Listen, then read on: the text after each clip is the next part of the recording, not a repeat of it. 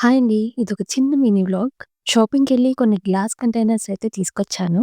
ఇవి ఒక్కొక్కటి రూ. 99 పడిందండి. ముందుగా వీటికున్న లేబుల్స్ అవి తీసేసి, సోప్ వాటర్‌తో వాష్ చేసుకొని, దాని తర్వాత శుభ్రంగా ఎండలో ఆరబెట్టేసి, అప్పుడు వాడుకుంటాను. ఇంకా గ్రోసరీస్ ఐటెమ్స్‌లో మిల్లెట్స్ అయితే చాలా రకాలు తెచ్చానండి. ఇవన్నీ ఎక్కువ కాలం నిలువ ఉండడానికనే ఇలా గ్లాస్ కంటైనర్స్ తీసుకున్నాను. ఇవి వేటికవి సెగ్రిగేట్ చేసుకొని, ఒకసారి మళ్ళీ గ్లాస్ జార్స్ గుడ్డ పెట్టి తుడిచేసి అప్పుడు ఇందులో వేసుకుంటాను.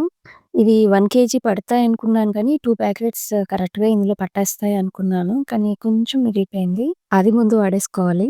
ఈ మిల్లెట్స్‌కి కంపల్సరీ లేబులింగ్ అయితే చేయాలండి. ఎందుకంటే ఇంచుమించు అన్నీ కూడా ఒకే రకంగా ఉంటాయి. సింపుల్‌గా మాస్కింగ్ టేప్ ఉంటది కదా! దాని మీద ఇలా పేర్లు రాసేసి లేబుల్ చేస్తాను.